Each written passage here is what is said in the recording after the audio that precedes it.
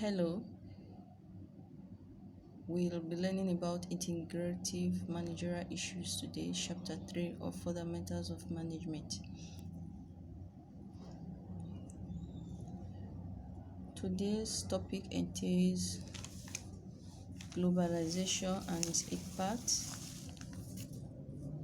society expectation and its influence,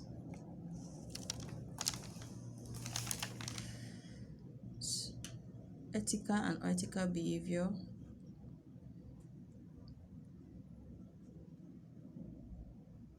workforce change and its impact.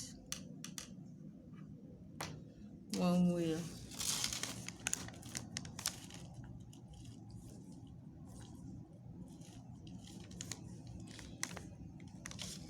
The world today is a global village, and the way managers do business it's in this global village is different from what it used to be. These days, goods and services are produced, marketed and bought worldwide. Also, managerial and employee are from different countries. People from different countries are employed, and finance are sourced and resources are sourced from different countries. So this is quite different from what it used to be.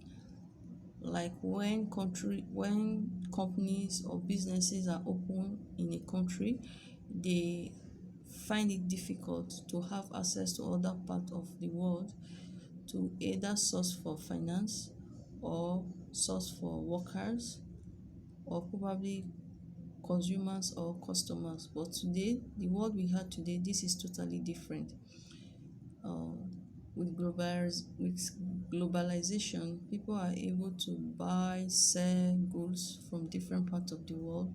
People are able to work at different parts of the world, and businesses are able to source for finance from different parts of the world.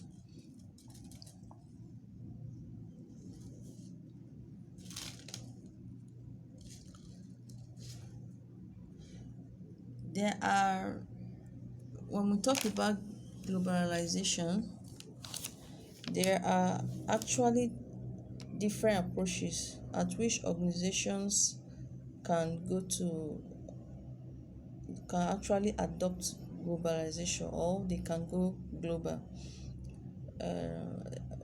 Organization with minimal investment usually start from global sourcing, which is looking for the kind of source for probably resources or materials, natural resources, materials, or finance. This is also known as outsourcing. Then companies can actually go global by exporting and importing. I guess you all know what import and export is.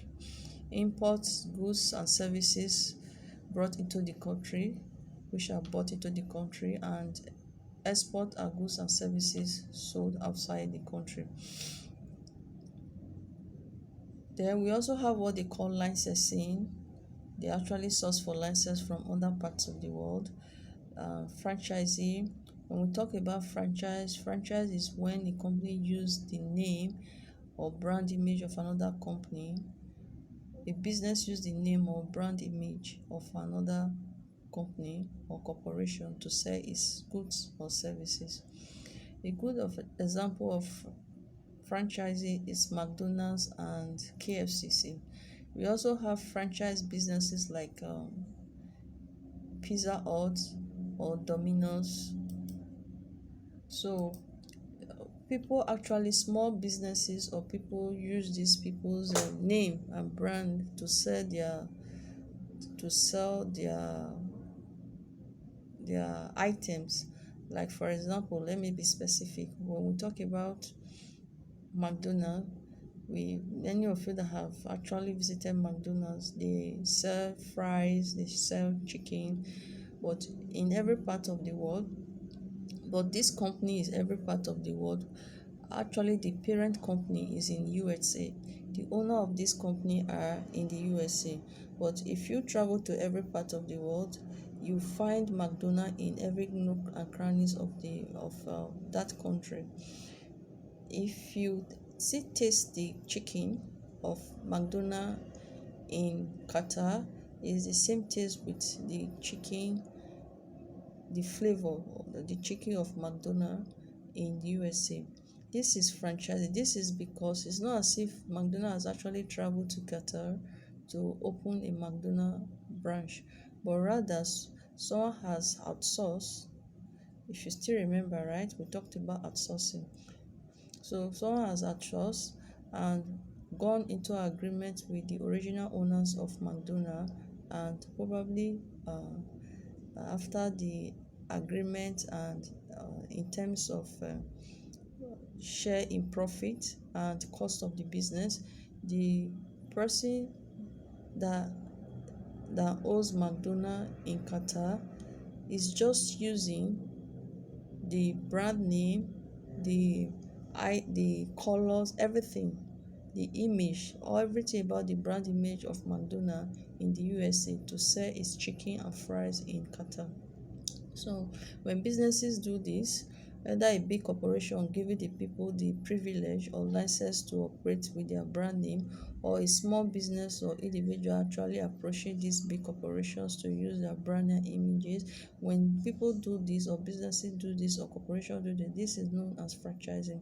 So when a corporation wants to go global, it's either they actually adopt the style of franchising, or they use strategic alliance, which is joint venture, means coming together to produce, okay, or they use foreign subsidiary. So I guess you all know what subsidiary means, right? Subsidiary means an affiliate. Maybe the business is operating and the parent company is somewhere else. And we have joint venture when one or two or more companies come together to to operate. Okay, a lot of companies, especially in the car industries, they've actually gone into joint venture in producing cars. For example, Renault and Samsung. Yeah, we have other brand that has done something similar. Now there are types of globalization. We have the multi-domestic globalization, we have the transnational organization, and we have the global corporation. When we talk about types of global organization, we actually mean uh, there are some globalized corporations that are multi-domestic corporation. These type of businesses have actually, when it comes to management and decision making, they it actually comes from the the the companies local country. That means the country, the corporation where it operates, where it's situated, where it operates, that is where this management and decision making comes from, okay, in carrying out their operations where they operate. Now we also have what they call transnational organization. Before we talk about transnational organization, we also going to look at global corporation. When we talk about global corporation is when companies, they actually they their management and decision making are centralized in their home country. That means the original home country, where the owners of the business are, or the owners of the corporation are. So even if they operate in other countries, the management and decisions making in executing their operations wherever they are comes from their home country, where the parent company is. Then let's go to transnational organization. When we talk about transnational organization, is when an organization does not consider any nation as a base or headquarter. Example is Nesto. Nesto, the company that actually produces Milo, okay, the Milo cocoa drink we take. this type of Nestle produces Milo, one of their products. They have many other brands, they have other products which they produce, but Nestle is a kind of corporation, an organization that do not actually have any nation which they call their headquarters, or where they call their home country, because it's in every part of the world. It's a very big conglomerate, it's a big corporation. So this takes us to slide 10, which talks about globe findings. When we talk about globe actually means global dimension of cultural differences. uh, we have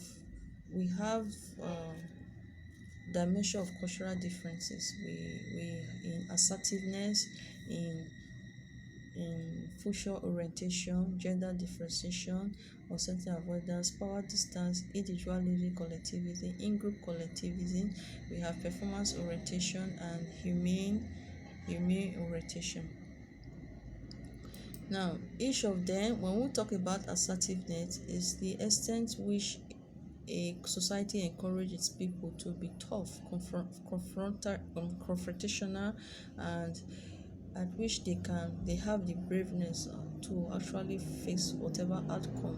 Okay, uh, for example, in countries in the world which have actually taught its people, its citizens, this assertiveness, United States comes first, and other countries such as Egypt have also taken a very reasonable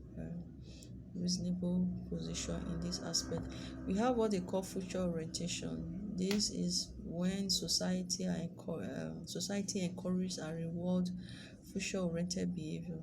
That means people that exhibit behavior such as planning, investing in the planning, and actually they indicate good societal encouragement. That means they encourage the society, and there's also kind of rewards for this type of thing. We have the gender differentiation. I think you already understood what gender differentiation is. This is gender differences. This captures the extent to which a society maximizes the gender differences in their workplace. Then we have what they call individualism and collectivism. Is the degree to which individuals are encouraged to integrate into groups within an organization and the society at large. Okay, then we also have in-group collectivism. This encompasses the extent to which members of a society take pride in their membership in small groups such as even in the family unit. Then I think we have humane orientation. Is the degree in which a society encourages and rewards its individual for being fair, realistic, generous, caring, empathy. Okay, now let's look at social responsibility. When we talk about social responsibility, the society actually expects managers to be responsible and ethical. When we talk about ethical, it means observing moral principles in their workplace, in the businesses. However, this is not the reality of today's world, because over time there have been cases of unethical issues with corporations, especially in the aspect of finance. We've had a lot of financial scandals with many of the big corporations in the world. The managers they don't act responsibly, and they do not act ethically. So when we talk about social responsibility, we also have what they call social responsive corporation. Okay, let's move to slide 13. We also have what they call corporate social responsibility, which is the CSR, and we have social obligations, we have social responsiveness. Social responsibility, it's when This is when business has a good intention towards the society at which they operate at large. And corporate social responsibility actually brings about the betterment. It makes the society better. However, many of these companies, they kind of dodge away from carrying out their corporate social responsibility, because actually for companies to actually actualize the social responsibility, it's cost effective. Okay, when we're talking about social responsibility, we are actually looking at probably executing government project for the society at which they operate, because in most times these companies are considered that they are exploiting the society at which they are operate, or probably if not exploitation, sometimes the people think they pollute the environs which they operate. A good example is the oil companies, industries in different parts of the world. However, when we talk about social responsibility, it's not as if responsibility is illegal and economic obligations of this company. They are not, but it is expected from there. However, it's still expected from them to actually execute their corporate and social responsibility. We have what they call social obligation. When we talk about social responsibility, social obligation are activities which a business actually engages to meet certain economic and legal responsibility. This might not be legal or economic obligations of the business, but it is kind of expected, compulsory, as in expected of them, that they have to do it. Both the society and the corporation, they know this, and this is expected that they have to do it. This is kind of different from the corporate social responsibility. Then we have social responsiveness. Is Social responsiveness is when business respond to social norms and values where they operate. A good example is for example, in some countries they have what they call halal endorsement or backing, halal support. These countries are mostly in Muslim countries. For example, I'm using Muslim country for example. Companies are expected to go through halal processing of their products. That means these companies, the content of at which they make their products are checked if it's acceptable to the Muslim or Islamic environs or consumers. So after these products have been tested, they are endorsed by these halal agencies or government corporations. This once they are endorsed, it means that these products can actually be consumed by the Muslims. That means it's hygiene, or it's mixed with their ethical norms. It means with their norms, not ethical. It means with their norms as Muslim, that it's okay for them to consume. So there are other examples that can be seen from different parts or seen from different parts of the world. So just the allied endorsement is just one of it. So when a company or corporation respond to the social norms and values of where they operate, that is called social responsiveness. Now, should organizations be socially involved? This is a very good question. Organizations should be socially involved because it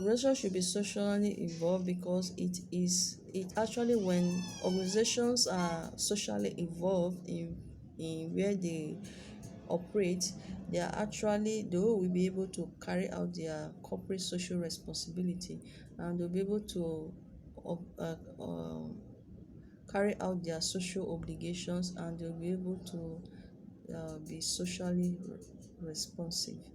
So this is why organizations should be socially involved. You can also read your slides, and there are points, there are critics about this. Some feel that organizations should not be socially involved, and some think that organization should be socially involved. So this slide actually speaks for and speaks against. You can take a look at it later on. So let's move to the next slide. Does social involvement affect economic performance? Yes, it could be. Yes, social economic actually affect economic performance. It could affect it positively, negatively, or just neutral. That means neither positively or negatively. But however the case, uh, the whether positive, negative, or neutral, the for for for corporation, for social involvement to affect economic performance, there are factors which has to be considered. Factors such as the firm size, the industry, the economic condition, and the regulatory environment. All these are factors that should be considered in in concluding if social involvement affect if corporation social involvement affect their economic performance or not. Now, what is sustainability? When we talk about sustainability is when a company has the ability to achieve its business goals and value. Sustainability is very important for corporations, organizations, or businesses. Though though many companies today cannot actually they've not been able to sustain themselves over time. This is why you see some businesses have folded up and some they even waxing stronger. Now let's look at factors that actually lead to ethical and unethical behavior in organizations. When we talk about ethics are set of rules. Ethics are set of rules or principles that defines right and wrong conduct. We have different views of ethics. We have the utilitarian view of ethics. Utilitarian view of ethics. We have the right view of ethics. We have theory of justice view of ethics. The utilitarian view of ethics is that ethical decisions are made solely on the basis of their outcome or consequence. Before this decision are made, the outcome or consequence are viewed, are estimated before this type of ethics are adopted or carried out. Then we also have the right view of ethics. This type of ethics is concerned with individuals. That means individuals are concerned with respecting and protecting individuals' liberty. It has to do with privacy, freedom, right to privacy, right to free speech, right to consent, right to your personal views, opinion. So under this view, making ethical decision is simple because the goal is to avoid interfering with the rights of others who might be affected by the decision made. Then the last one is the theory of justice of ethics.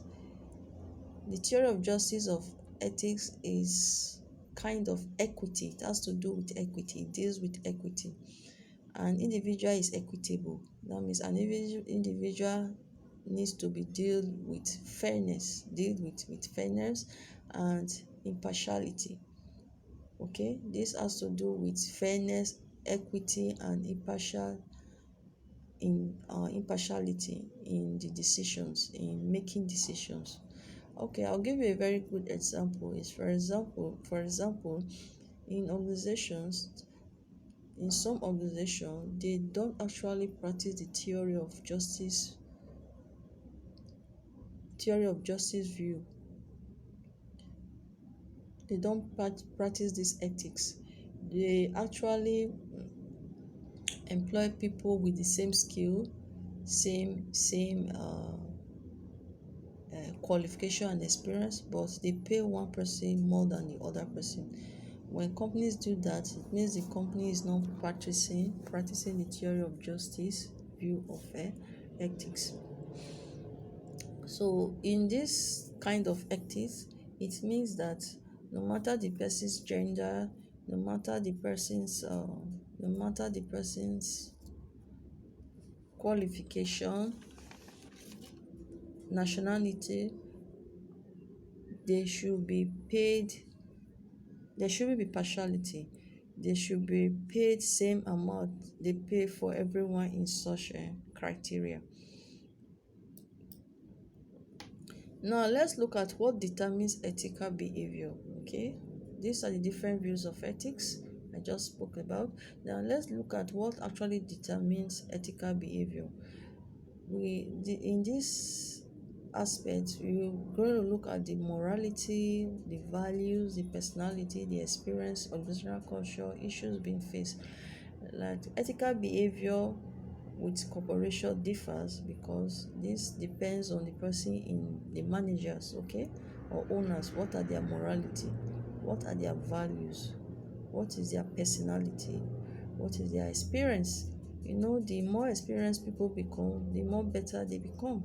Okay, people with vast experience tend to embrace more of ethical behavior than those with less morality, values, personality, with less experience, and and also considering the issue being faced differs with people. Okay, the issue being faced also determines the ethical behavior. It could be the same issue, but because it's at different places of operation, these issues might not be handled the same way. Okay, the way issues ethical behavior by corporations or organizations at which they've used to handle issues in country A or in country B might not be the same. Okay, and the organizational culture is also considered too as a determinant of ethical behavior. So these are factors that actually determines ethical behavior. It varies with people and it varies with issues, at the same time the organizational culture. How do we encourage ethical behavior? We can do that with code of ethics, ethical leadership, and ethical training. So when we talk about code of ethics, you should bear in mind that managers can do a number of things if they are serious about encouraging ethical behavior. Managers can actually, for ethical behavior to be adopted, there should be code of ethics set up by these organizations, and employees with high ethical standards should be employed. They should Managers are expected to live by example because people actually learn from examples when they see you as role model than actually saying it and you not doing it, because a lot of managers just preach, they talk a lot, but they themselves are not observing this code of ethics. So code of ethics should not be compromised in terms of um, actualizing it. Okay, then there are other ethical leadership. When we talk about ethical leadership, that means the manager should be role models in showing good examples. Then we have ethics training. When we talk about ethics training, there's this question that actually managers ask: can ethics be taught? There are different views to this. A lot of people or critics, they maintain that people cannot actually be taught ethics, that ethics are learned from young age. Okay, there are people from environs where code of ethics are observed that have actually seen role models in ethical behavior. They tend to embrace ethics more, and this cannot be taught. But this is different from other view. Okay, other view feels that ethics can actually be taught, that it's never too late to learn values. Okay, that teaching ethical issues or ethics, teaching ethics is the same thing as solving the ethical problems. Okay, so let's look at diversity. When we look at diversity, when we talk about diversity, diversity can be in different forms. Okay, diversity can be by age, it can be by gender, it can be by race, it can be by physical attributes or personality. Education, diversity can come in this form. This takes us to slide 28. But no matter the diversity, there's still the we feel that corporations should kind of still bring people together, no matter the diversity, because people might actually be diversified in terms of their age, gender, and whatever. But as far as they are working in the same corporation organization, they are actually aiming for the same goal, which is the corporation's goal. So for that single fact, no matter the diversity, the workplace should be a place where people can come together and work together to achieve one goal.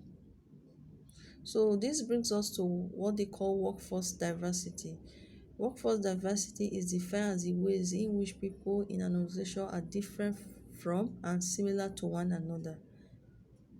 Okay, diversity has been over time has been of the foremost business topic over the last 2 decades, along with such how do you call it, along with such different opinions about it. However, when we talk about civil rights and legislation and social justice, the word diversity does not count in a workplace, even though people are not of the same personality, they are not of the same age, gender. There are people that are even disabled. We call them the disability or what do you call it? Disabled people, handicapped people. Okay. So when we talk about diversity, this when we talk about working in a company and to achieve one goal, this shouldn't count. Okay. And based on the civil rights legislation and social justice, the word diversity has traditionally been associated with fair hiring practices and the prevention of discrimination and inequality. So what I'm trying to say is that this diversity is not supposed to bring in inequality in any workplace, in any corporation, and in any organization. Now, how do we adapt to a changing workforce? Over time, the workforce is changing due to globalization. This has not been the issue. In the beginning of the class, I may mention that before globalization, it was not easy for people to get different nationals to work with them. It was not easy to actually market your product or to other parts of the world, or probably get buyers for other parts of the world. But now the time is changing. Globalization has brought about a different style of working. So how do we adapt to a changing workforce? It has also changed the workforce, right? In the workforce, we have diversified workforce, right? Workforce diversity, where people of different nationality, people of different background in terms of age, gender, race, ethnicity, disability, religion, and all others, they come together So how do you adapt? This brings us to work-life balance programs. People should be trained for work-life balance program, contingent workforce, and general generational differences. With this, people will be able to adapt to changing workforce.